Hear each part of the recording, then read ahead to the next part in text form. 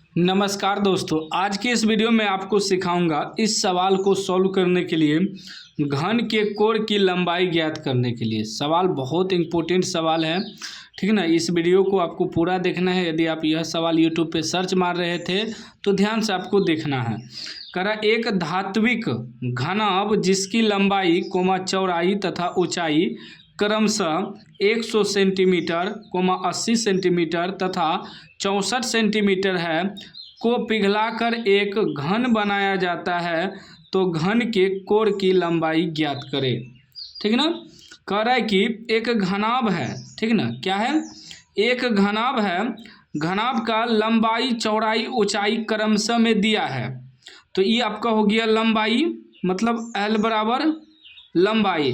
तो जो पहले दिया है लंबाई, तो पहला आपका लंबाई 100 हो जाएगा, ठीक, 100 सेंटीमीटर।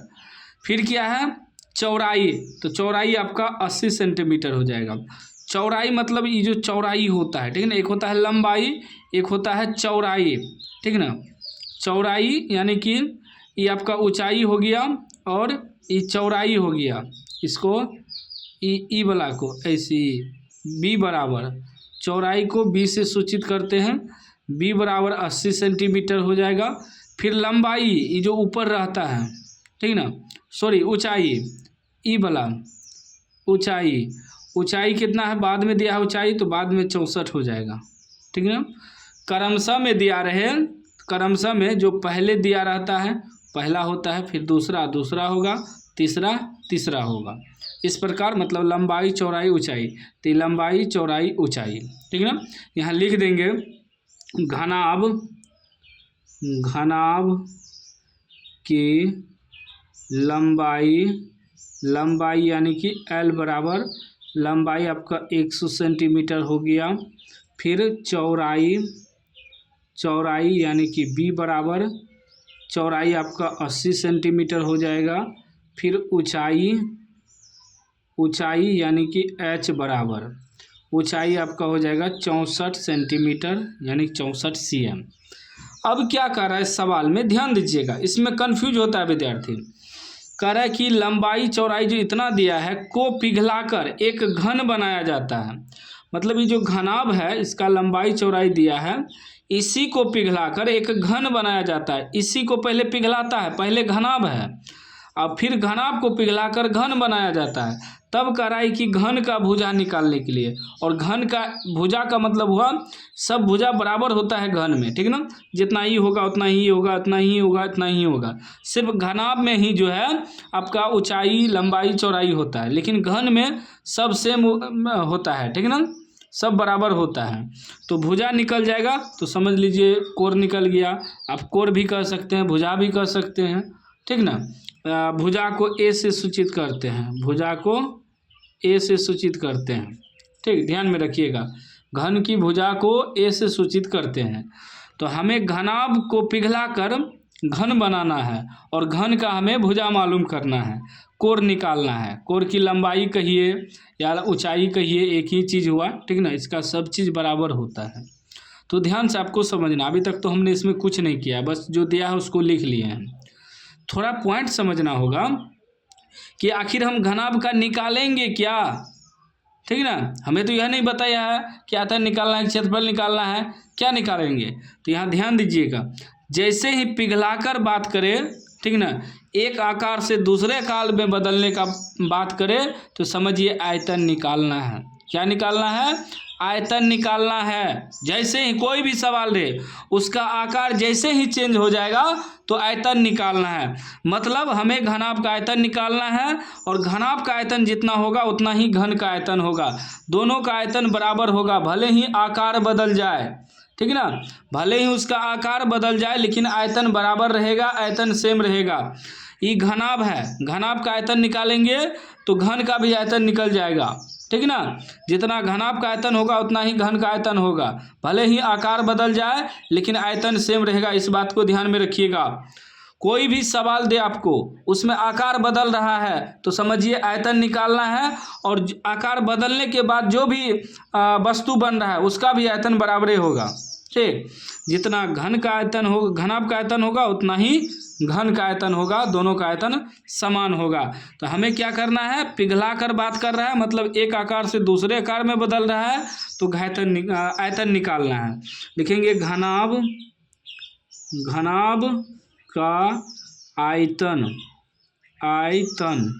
घनाभ का आयतन का सूत्र होता है लंबाई गुना चौड़ाई गुना ऊंचाई, मतलब L गुना B गुना H।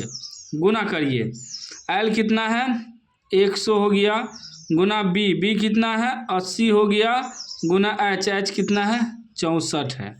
इसको क्या करेंगे, तो मन होगा तो हम टोटल को गुना भी कर देंगे, मन नहीं होगा तो यहीं छोड़ देंगे।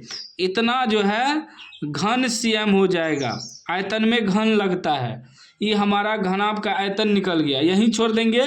लेकिन मर्जी है तो आप गुना भी कर सकते हैं, हम इसलिए गुना नहीं कर रहे हैं कि बाद में ये कटेगा, तो हम कटा देंगे डायरेक्ट, गुना करके क्या फायदा, ठीक है ना।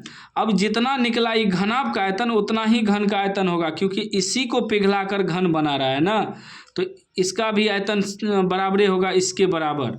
यहाँ लिख देंगे घन का आयतन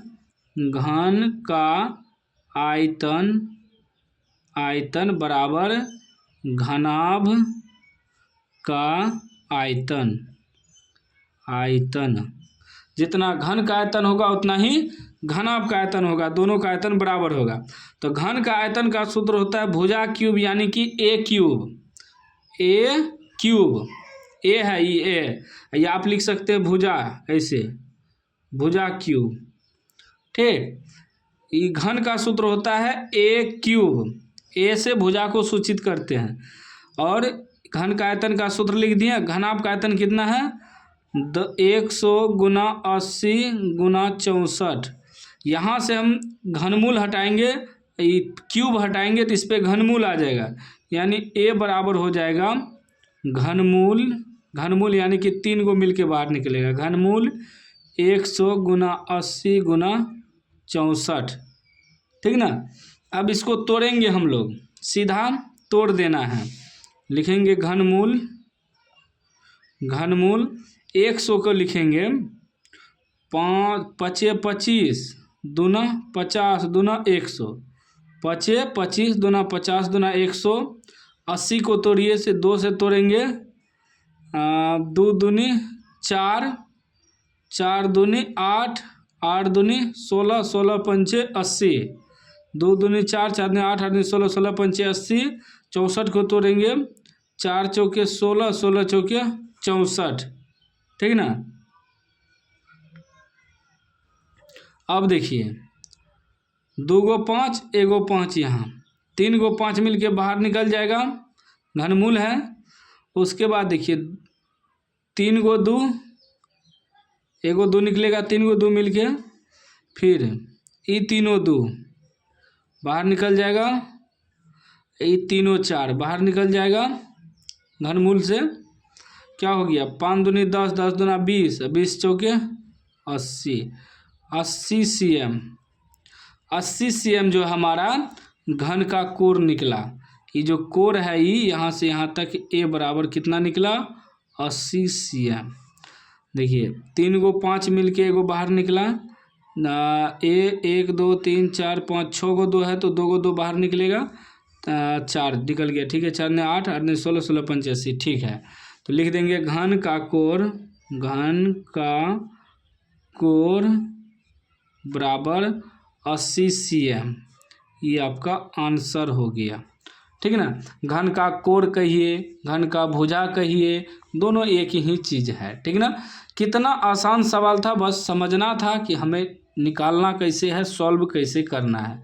तो उम्मीद है आप समझ गए होंगे। समझ गए तो लाइक कर दीजिए, चैनल को सब्सक्राइब कर दीजिए और घंटी को दबा के ऑल कर दीजिए।